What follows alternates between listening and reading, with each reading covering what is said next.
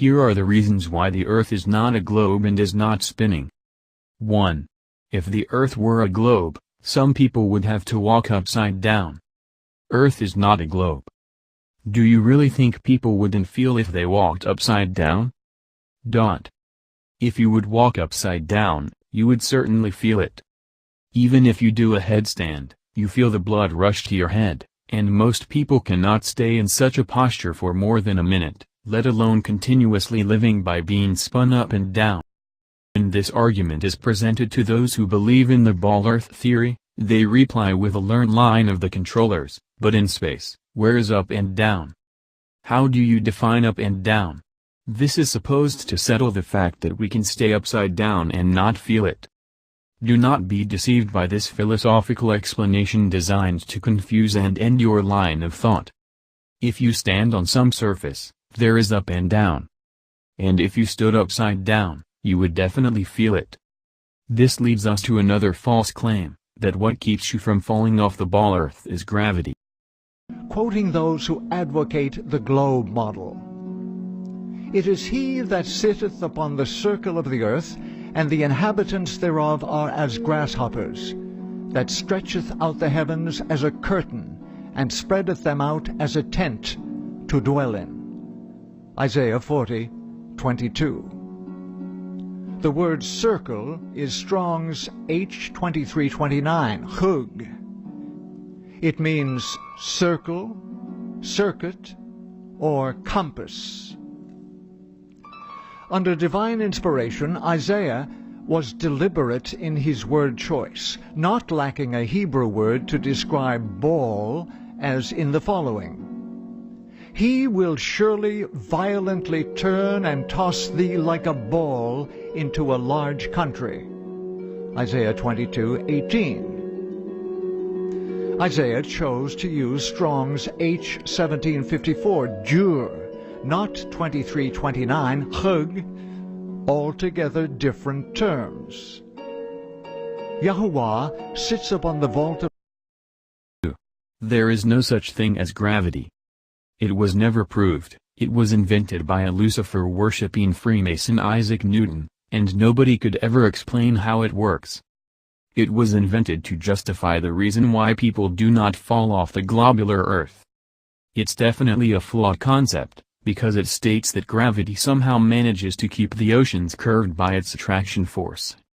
But fails to explain why light objects can totally disregard this law and easily lift off from the Earth, like butterflies do. Heavy celestial body of Moon is supposedly kept in its orbit by the Earth's gravity, yet butterflies feel no pull towards the Earth and can easily lift off from the ground. There is no gravity, there is only a simple law of density, which states that the objects that are denser than air fall to the ground, and those that are less dense, like gases, rise up. Also, probably celestial objects are kept in their orbit by the law of electromagnetism. Which leads us to another false theory which is presented when people, doubting the validity of the spherical Earth, ask this question. The Earth is round, and it's spinning, how come we don't feel the spin? This is explained by the all-knowing astronomers that it's because the Earth's spin of around 1,000 miles per hour influences the atmosphere, the air that we breathe, to spin together with it. But the fact is that 3. The Earth doesn't spin. If it would really spin, together with the air around it, it would only spin in one direction. And indeed it's told that the Earth rotates from the west towards the east. Although there are more spins introduced to further confuse, together with the introduction of astronomical numbers to overwhelm the human brain, these need not concern us if the basic spin is proved to be wrong. And it's proved to be wrong every hour of our lives, yet most people never see that. The Earth were to spin close to 1,000 miles per hour in one direction together with its atmosphere. It would be impossible to walk in the opposite to its rotation direction. If we would attempt to do that, we would be instantly crushed by such a brutal force. If the Earth would really rotate at 1,000 miles per hour together with its atmosphere, we wouldn't observe stationary clouds, or clouds moving in a westward direction in a leisurely way. The Earth is supposed to be spinning at 1,000 miles per hour, yet the clouds can stay totally still, or change their direction of moving. If the earth would spin that fast, or spin at all, we would not experience the wind that blows in any direction it wishes, or blows not at all. People, please, think about this. How could we experience a strong wind and a weak wind, blowing in whatever direction it wishes, or not blowing at all?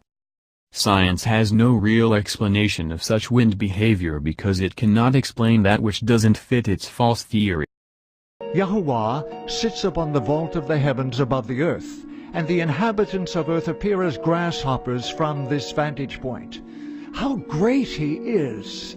Now just take a look at the ball Earth, or the supposed ball Earth, where the axis is 23.4 degrees off being vertical. It leaves you to 66.6 degrees off horizontal. If you think this is just a coincidence, take a look at this. Earth is supposedly orbiting around the sun and moving at 66,600 miles an hour. According to Scripture, the earth is immovable. Fear before him all the earth. The world also shall be stable, that it be not moved.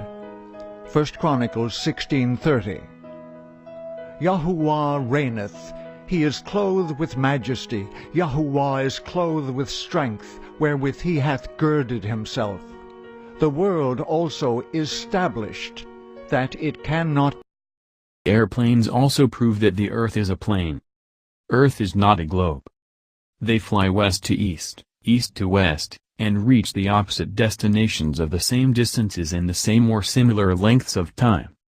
This would be impossible if the earth were to spin in one direction at 1,000 miles per hour, as if it would spin this way, planes would reach eastward destinations much faster. And since a typical cruising speed of a commercial aircraft is only 600 miles per hour, it would not be able to reach westward destinations, as it would not catch up with the faster than the aircraft spinning Earth. 4. Sun and Moon are not distant, but very close to the Earth. Some estimate both the Sun and Moon to be less than 4,000 miles away from the Earth, instead of the alleged 91 million miles, for the Sun. The most obvious proof of the Sun being close is the way its rays spread out, as seen in this picture. Sun isn't far from the Earth, but very close. It would be impossible to see the Sun the way we see it, with its rays spread out this way, if it were very large and far away from us. This kind of sight would be impossible to witness if the Sun were 91 million miles away. The rays of the Sun that's so far away, and with the alleged Sun's radius of almost 865,000 miles, would, reaching the tiny faraway globe of our Earth, appear completely vertical. The excuse of the astronomers with regards to this is that we see rays this way because it's an optical illusion. They explain this by the phrase linear perspective. This cannot be, since linear perspective only applies to horizontal, and not vertical, lines. You can easily see this by looking at a long corridor, where you witness horizontal lines running into each other in the distance, yet vertical lines of walls remaining unaffected by the illusion. 5. The Moon is self-luminous. If the Moon weren't self-luminous, we wouldn't be able to see the rest of its shape during its waning or waxing phases. The Moon is not a dead satellite, and it doesn't borrow its light from the Sun. It's self-luminous, like it was told in Genesis of the Old Testament. It seems to be semi-transparent, which would perfectly explain its seeming indentations, and it looks like it has different phases in itself. The fact that it's self-luminous is the reason why during its waxing and waning periods we are still able to see the full outline of its shape, like it's seen in the image above. If it would really borrow its light from the Sun, we could never witness such a thing. So, if the Sun were to give its light to cause waxing and waning, the illuminated Moon parts could never be as clearly defined as we see them to be. What's more, in order to be able to reflect Sun's rays, the Moon would have to have a reflective surface, like that of some kind of metal, but it doesn't. And even if it did, it would never be able to reflect as brightly and in such a defined way as it seemingly does. I'm quite sure that everyone watching this video clip has witnessed the full outline of the Moon during its waxing or waning periods. But how many of us have questioned this? How can we, If we take everything the science tells us as gospel truth, we trust the ever-changing its mind science theories, and we deny that which we plainly see every day. The world also is established, that it cannot be moved. Psalm 93:1. Say among the heathen that Yahuwah reigneth. The world also shall be established, that it shall not be moved. Psalm 96:10 a-b. Bless Yahuwah, O my soul. O Yahuwah, my Elohim, thou art very great. Thou art clothed with honor and majesty, who laid the foundations of the earth, that it should not be removed forever. Psalm 104, verses 1 and 5. The earth and the heavenly bodies are enclosed by the firmament. And Elohim said, Let there be a firmament in the midst of the waters, and let it divide the waters from the waters. And Elohim made the firmament, and divided the waters which were under the firmament from the waters which were above the firmament. And it was so. And Elohim called the firmament heaven. And the evening and the morning were the second day. Genesis 1, 6-8. So if the earth is not a globe, and it's not spinning, then what is it, and how does it look like? The earth is flat, and it probably looks more or less like this. The earth is flat, like God created it to be. Which is also proved by the UN logo. Again, hidden in plain sight. They are mocking us, and nobody cares, and nobody sees, because everyone is involved in the little details of their lives which are mere distractions from seeing the big picture, and believe in the mass propaganda not even knowing that they do. Their opinions are exactly in harmony with the plans of the elite, and they think them to be theirs, and arrived at independently. Shine your eyes. Highly suggestible minds of children readily absorb all they're told. Later such beliefs might remain totally unquestioned since they've been taken as absolute truth. Since our birth, we are told not to trust our senses, not to believe in what we see, but to trust the authority. When children, who are yet incapable of properly reasoning, are told that teachers know everything, they believe this to be true.